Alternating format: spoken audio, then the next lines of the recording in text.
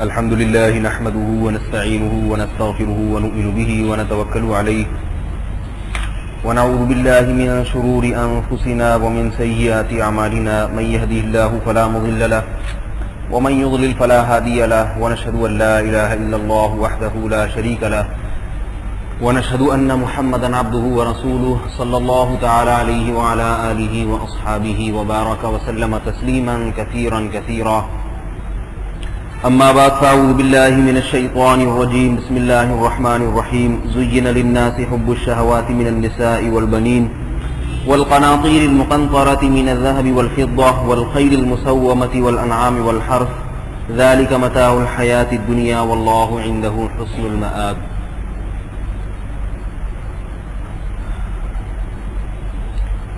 فرمایا مزین کر دی گئی ہیں لوگوں کے لیے خواہشات کی محبت، یعنی عورتیں، بیٹے، سونے اور چاندی کے ڈھیر، نشان زدہ گھوڑے، چوپائے اور کھیتیاں. اس آیت میں اللہ تعالیٰ نے دوسرے نمبر پر بیٹوں کو ذکر فرمایا ہے.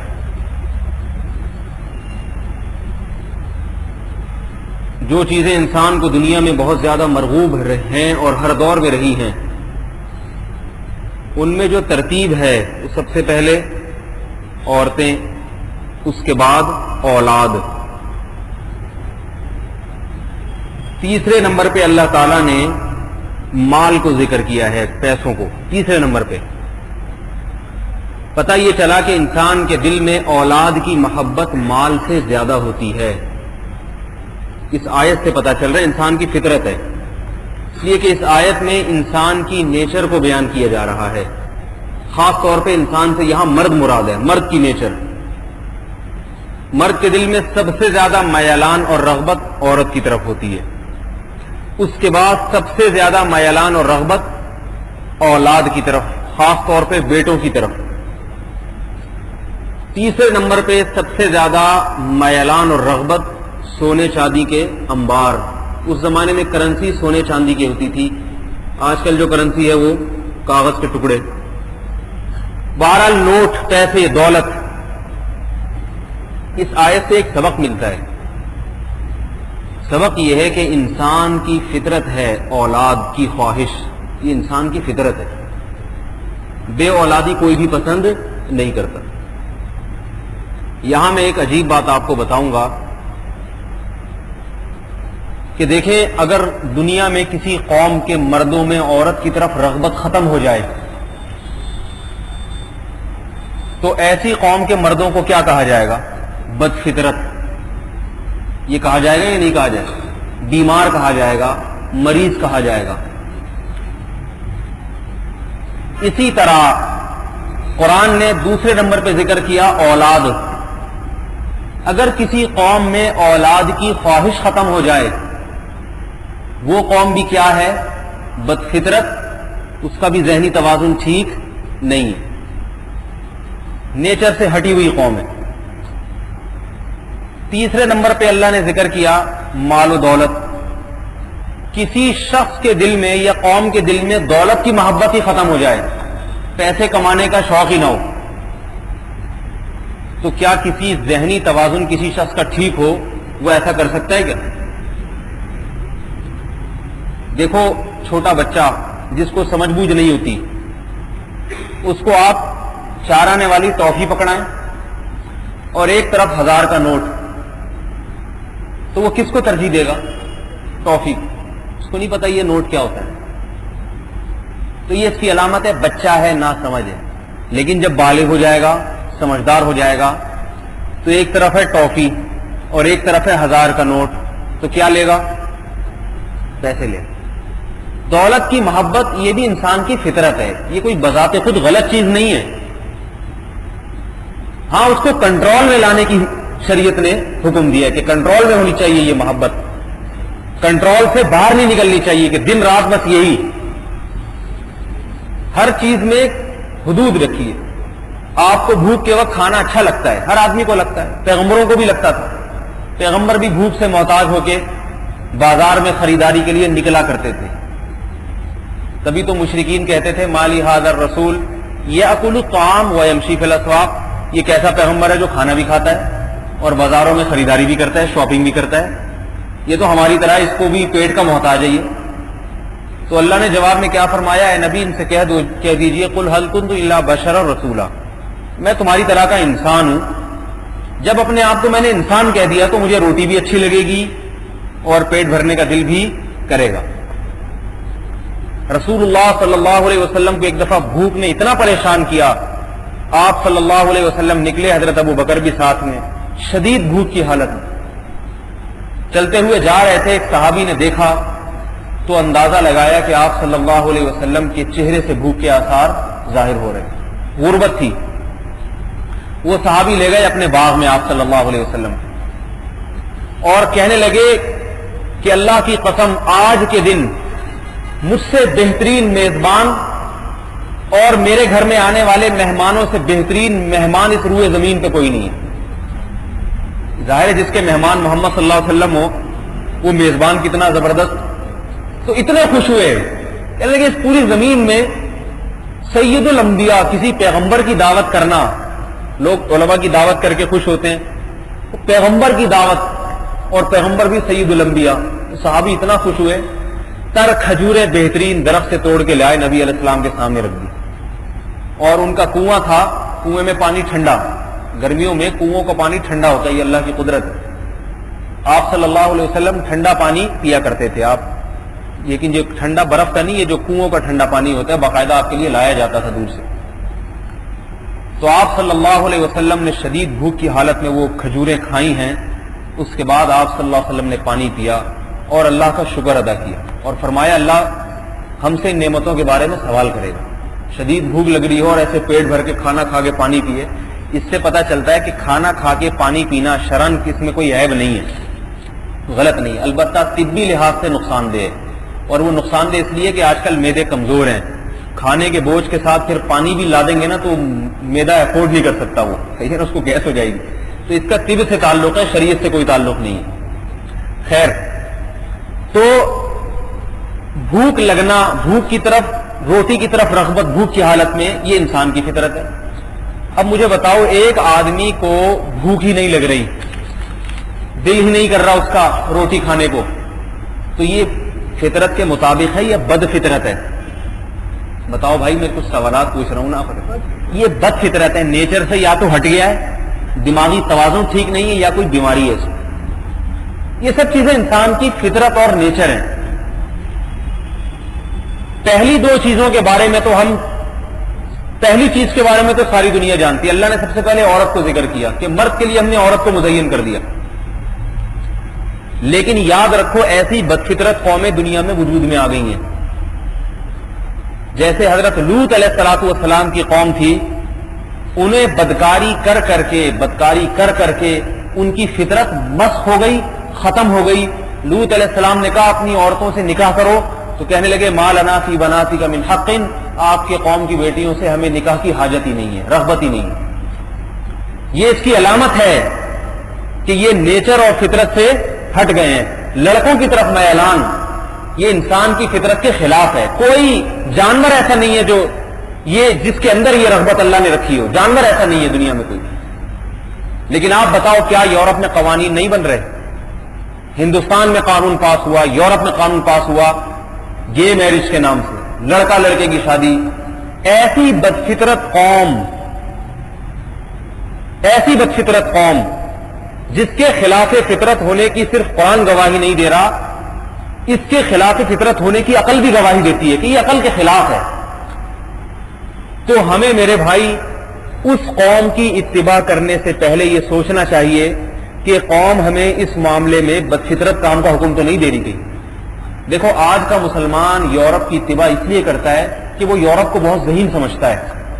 لوگ اس چیز سے دھوکہ کھاتے ہیں کہ یہ اتنے ذہین ہیں، انہوں نے خلاؤں میں سیارے چھوڑ دیے، چاند پہ قدم رکھا، ایک سے ایک نت نئی چیزیں ایجاد کر رہے ہیں، تو ہمیں زندگی گزارنے کے لیے سسٹم بھی انہی سے سیکھنا چاہیے۔ ان کی اچھائیوں کی طرف نظر ہوتی ہے، مگر یہ نہیں پتا کہ جو قوم وحی کی تعلیمات سے محروم ہوتی ہے، پیغمبروں کی تعلیمات سے محروم ہوتی ہے، وہ ترقی کر کے 7ویں آسمان تک تو پہنچ سکتی ہے، مگر اس کا لائف سٹائل، اس کا جو طرز زندگی ہے، وہ خلاف عقل تو دور کی بات فطرت کے بھی مطابق نہیں ہو سکتا، نیچر اس کی نفی کرتی ہے۔ یہ بہت اہم چیز ہے، آج کا نوجوان اس چیز کو سمجھ نہیں رہا، ہر چیز ہم وہاں سے لے رہے ہیں۔ تو میرے بھائی یہاں اللہ نے ذکر کیا زُيِّنَ لِلنَّاسِ حُبُّ الشَّهَوَاتِ مِنَ النِّسَاءِ وَالْبَنِينَ، ہم نے لوگوں کے دلوں میں عورتوں کی محبت ڈالی، اس کے بعد کس کی محبت ڈال دی؟ اولاد کی محبت، اولاد کے حصول کا شوق، اولاد ہونی چاہیے، اولاد میری اولاد زیادہ ہو، میری نسل زیادہ ہو، یہ بھی انسان کی فطرت ہے۔ خاندانی منصوبہ بندی نے آج کل جو تحریک چلائی ہوئی ہے، تو یاد رکھو اسی آیت سے پتہ چلتا ہے کہ یہ تحریک بھی فطرت کے بھی خلاف ہے، شریعت کے خلاف تو بات کا درجہ ہے، نیچر کے خلاف ہے، فطرت کے خلاف ہے۔ اور یاد رکھو جب انسان اپنی فطرت سے ہٹ جاتا ہے نا تو اس کا انجام پھر تباہی بربادی ہے اور کچھ نہیں۔ قرآن مجید میں آپ اگر مطالعہ کریں تو پتہ یہ چلتا ہے کہ اولاد کی محبت صرف مسلمان کے دل میں نہیں، کافروں کے دل میں بھی ہمیشہ سے رہی ہے، ہمیشہ سے، ہر دور میں۔ ہر قوم دنیا میں یہ چاہتی آئی ہے کہ میری نسل زیادہ ہو، میری اولاد زیادہ ہو، دنیا کی ہر قوم میں یہ خواہش رہی ہے۔ کسی پیغمبر نے آ کے ان کو نہیں سمجھایا تھا کہ بچے زیادہ پیدا کرنے سے رزق میں برکت ہوتی ہے یا ثواب ملتا ہے یا ایسا ہوگا، صدقہ جاریہ بنیں گے، کسی پیغمبر نے نہیں سمجھایا۔ یہ اللہ تعالیٰ نے جب انسان کو بنایا تو اس کے دل میں یہ رغبت اللہ نے ڈال دی، ہر مخلوق میں ہے، جانوروں میں بھی ہے، انسانوں میں بھی۔ قرآن مجید میں آپ اگر مطالعہ کریں تو پتہ یہ چلتا ہے کہ پچھلی امتوں میں جو پیغمبر دنیا میں آیا کرتے تھے وہ کافروں کو جب یہ سمجھاتے کہ تم ایمان لے آؤ، تقوی اختیار کرو، تو وہ یہ کہتے اللہ تمہارے مال میں بھی برکت دے گا، اللہ تمہاری اولاد میں بھی برکت دے گا۔ یہ ان سے وعدے کیا کرتے تھے، اللہ تمہیں کثرت سے اولادیں دے گا۔ اس وقت خاندانی منصوبہ بندی کے سب سے بڑے علمبردار یہودی ہیں۔ یہ پوری دنیا میں جو تحریکیں شروع ہوئی ہیں یہ اصل میں یہودیوں نے ایک نعرہ لگایا تھا، اس کی ایک دفعہ تحقیق ضرور میں شائع ہوئی تھی۔ اور یہود کے بارے میں قرآن مجید میں آتا ہے سورہ بنی اسرائیل میں کہ اگر تم نے اللہ کی اطاعت کی، فرما برداری کی، جعلناکم اکثر نفیرا، تمہاری تعداد ہم دنیا میں سب سے زیادہ کر دیں گے، تمہاری نسل میں ہم اضافہ کر دیں گے، بہت زیادہ نسل تمہاری بڑھا دیں گے۔ اس سے پتہ یہ چلتا ہے کہ اگر تم نے نافرمانی کی تو تمہاری نسلوں میں بچے کم پیدا ہونا شروع ہو جائیں گے، جیسا کہ ہو رہا ہے آج۔ یہودیوں کے ہاں خاندانی منصوبہ بندی کی تحریک ان کی قوم میں نہیں ہے، لیکن یہودیوں کے بچے بہت کم ہوتے ہیں، یہ اللہ کی طرف سے عذاب ہے۔ اور فلسطینی مسلمان اگرچہ وہ وسائل میں بہت محدود ہیں، کم ہیں، یہودی کے مقابلے میں ان کے پاس کوئی اسلحہ نہیں ہے، لیکن فلسطینی مسلمانوں کے بچے زیادہ پیدا ہوتے ہیں، جس کی وجہ سے اسرائیل فلسطین پر قبضہ نہیں کر پا رہا۔ آبادی کا تناسب بہت یعنی فرق ہے۔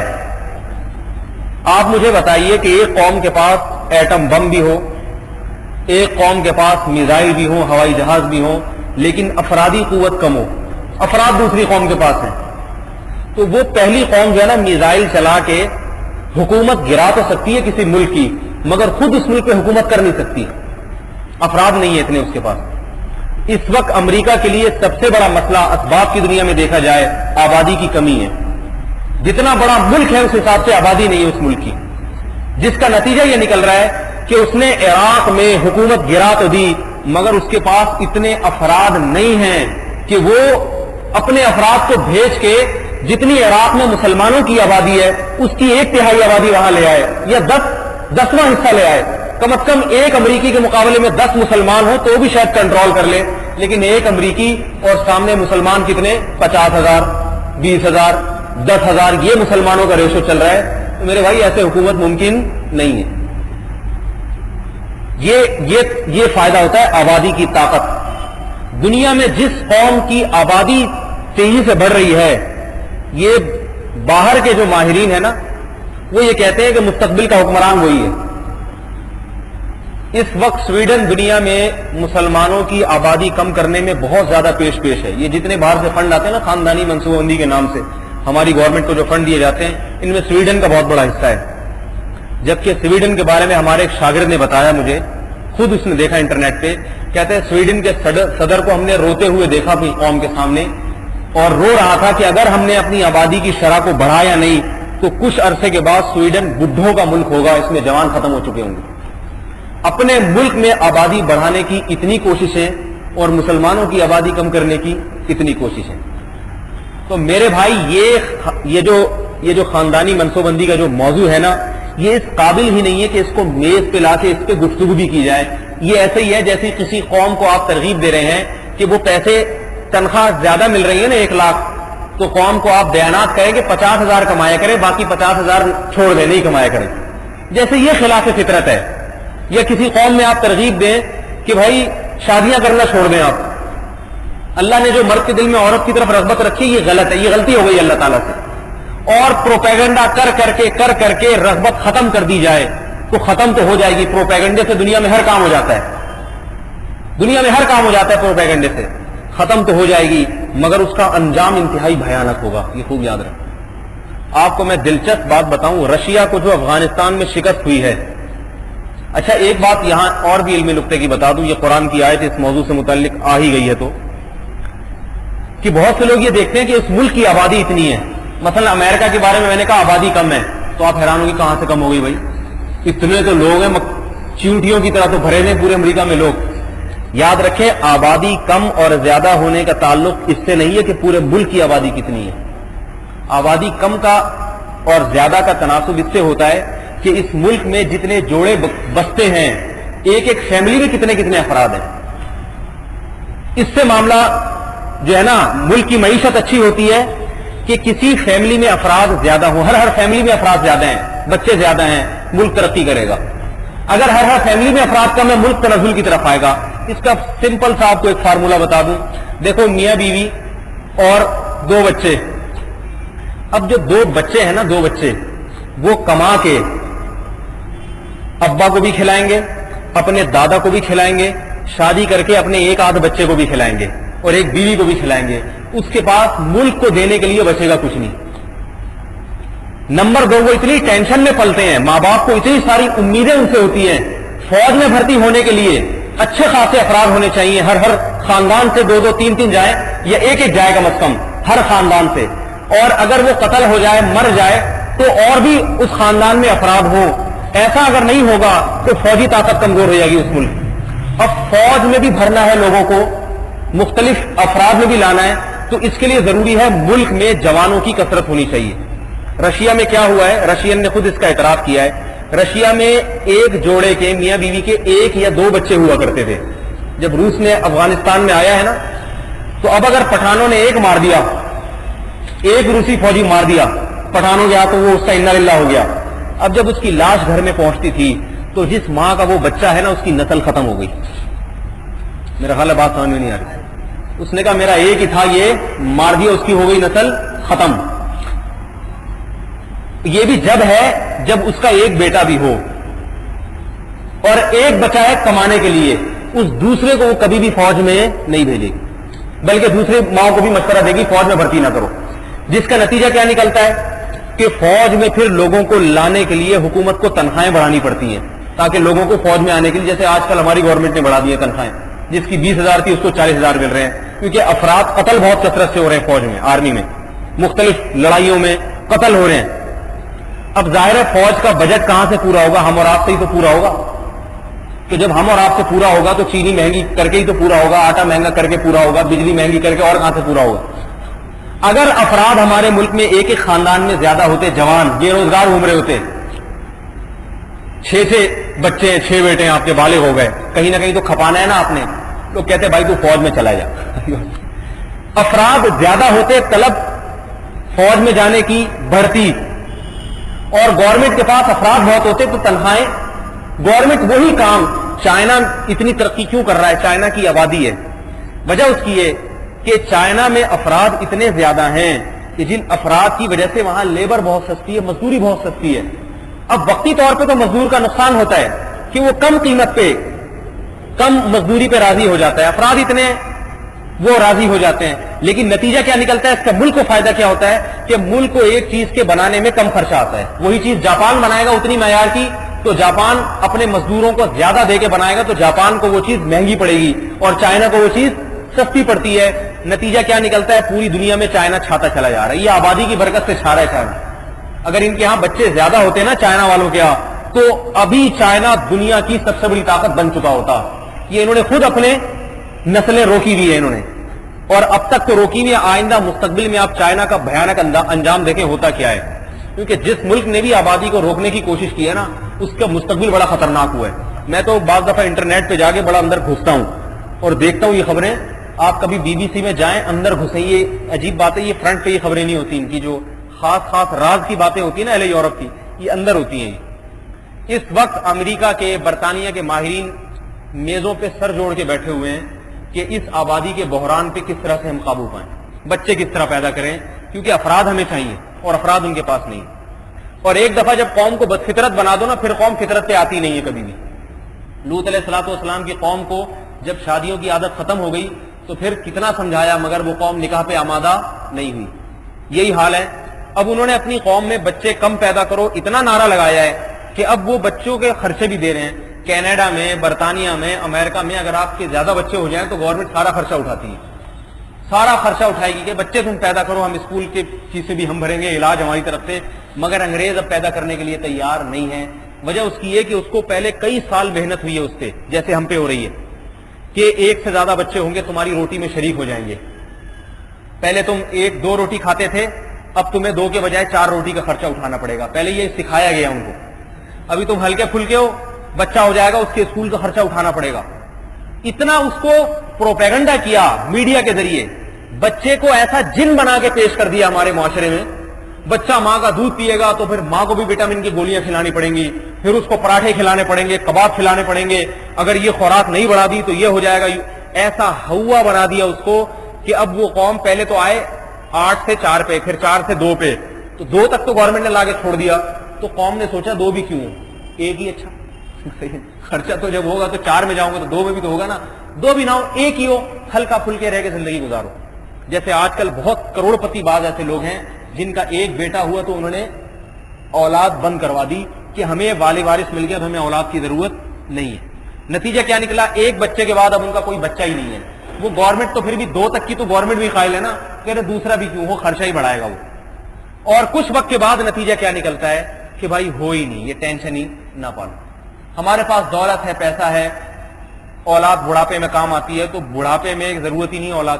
ہمارا تو جو ہے نا وہ کیا نام ہے, کمپنی کی طرف سے علاج ہمارا مفت, بوڑھے ہو جائیں گے اسپتال میں داخل ہو جائیں گے, پیسہ بہت, اولاد کی ضرورت ہی نہیں ہے, پیسہ بچاؤ.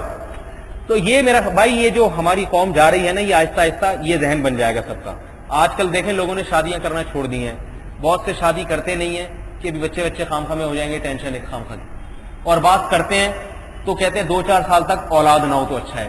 یہ ساری اسی طرف بدفطرت زندگی کی طرف ہمارے قدم یورپ نے ڈال دی ہیں. وہ خود تو بدفطرت ہیں ہی, ہمیں بھی فطرت کے راستے سے ہٹا رہے ہیں. قرآن کیا کہہ رہا ہے, اب میں آپ کو 2-4 آیتیں بتاتا ہوں, پھر اس کے بعد آگے چلتا ہوں. قرآن کیا کہتا ہے, ہم نے نوح علیہ السلام کو ان کی قوم کی طرف بھیجا. نوح علیہ السلام نے اپنی قوم سے کہا, یا قوم استغفروا ربکم, اے میری قوم اللہ سے گناہوں کی معافی مانگو, انہ کان غفارا, وہ بڑا غفور رحیم ہے, معاف کر دے گا. یمددکم باموال, اگر تم توبہ کرو گے, گناہوں سے بچو گے, تم یمددکم باموال وبنین, تمہیں کثرت سے مال بھی دے گا اور کثرت سے اولاد بھی دے گا. میں کہتا ہوں اگر یہ آیتیں آج سنا دو نا, اور بتاؤ بھائی اگر تقوی اختیار کرو گے, اللہ تمہاری اولاد میں بھی برکت, مال میں بھی برکت دے گا, اولاد میں بھی برکت دے گا, تو لوگ کہیں گے بھائی گناہگار والی زندگی اچھی, کیونکہ بچے جب 2 ہی اچھے, تو نماز پڑھنے سے اگر بچے زیادہ مل رہے ہیں تو بے نمازی بننا ہی زیادہ بہتر ہے. یہ کیسی عجیب و غریب بات ہے, کیسی عجیب و غریب بات ہے. حالانکہ قرآن اس کو دنیاوی منفعت بنا کے پیش کر رہا ہے, آخرت کی نہیں, کیونکہ کافر لوگ دنیا کے فائدے کو جلدی سمجھ جاتے ہیں. تو قرآن کہتا ہے نوح علیہ السلام نے یہ نہیں کہا جنت ملے گی, یہ ہوگا وہ ہوگا, وہ تو کیونکہ جنت دیکھی نہیں ہے تو اس پر لوگ ایمان نہیں لاتے. بتا رہے ہیں بھائی جس پیسے کے پیچھے دن رات بھاگتے ہو نا, اللہ بارشیں برسائے گا, اس پیسے میں بھی اضافہ ہوگا, اور اللہ تمہیں کثرت سے اولادیں دے گا. تو ہمارا, میں کبھی یہ سوچتا ہوں کہ اگر یہ آیتیں لوگوں کو پڑھ کے سنائے اس زمانے میں, لوگ کہیں گے یہ کیسے عجیب و غریب بات ہے, بچے تو 2 ہی اچھے, جبکہ اللہ فرما رہے ہیں یمددکم باموال وبنین, تمہیں مال دے گا کثرت سے. بتاؤ مال اچھی چیز ہے یا نہیں ہے؟ اور یہ دنیا کی نعمت ہے نا, مال صرف آخرت کی نہیں ہے, دنیا کی بھی نعمت ہے.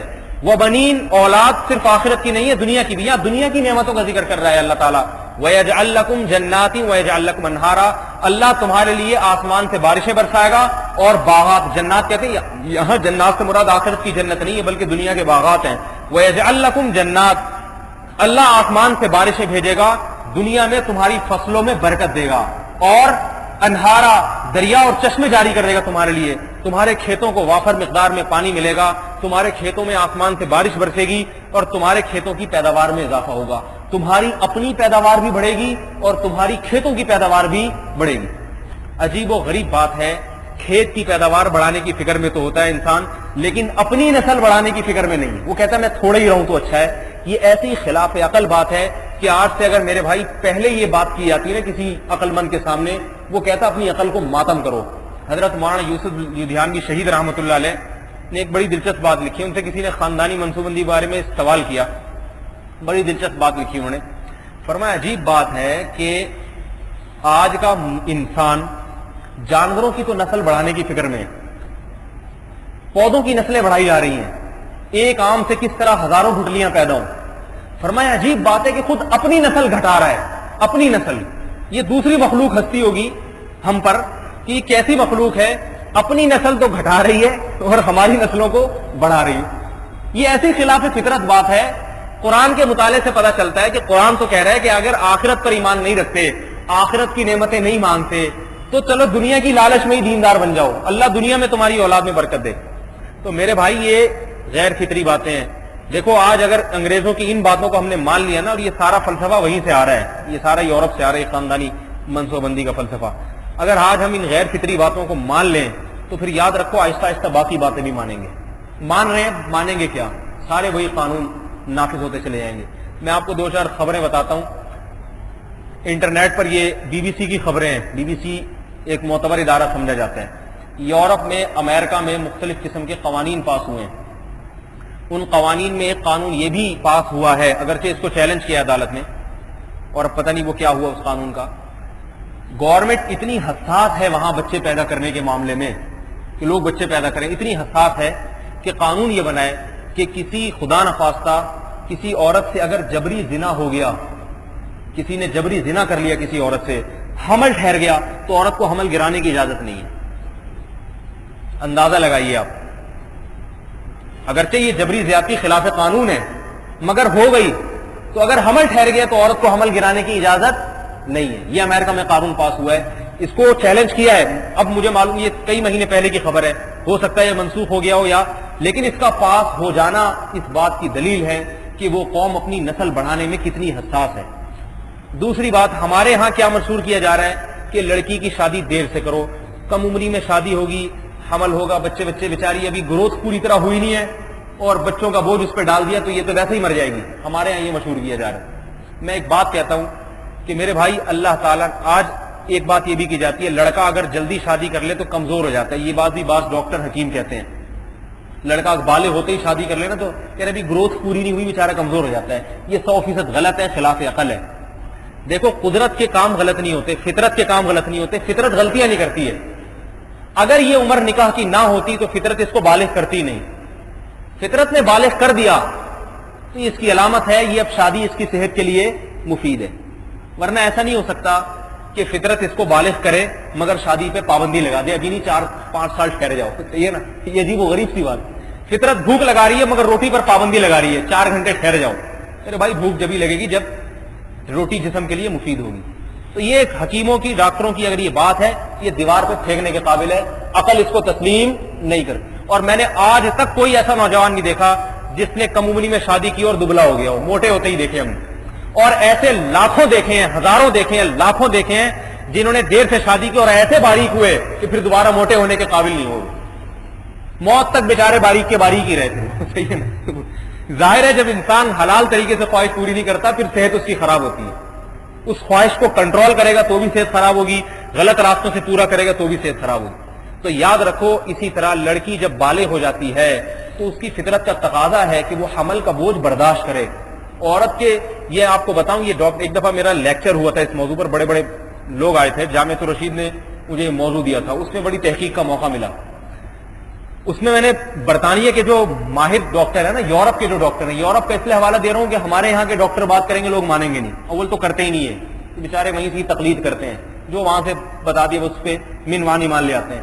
محققین یورپ میں پیدا ہوتے ہیں، وہ ہوتے ہیں جو تحقیق کرتے ہیں کسی چیز کی، ہمارے یہاں محققین بہت ہی کم ہیں۔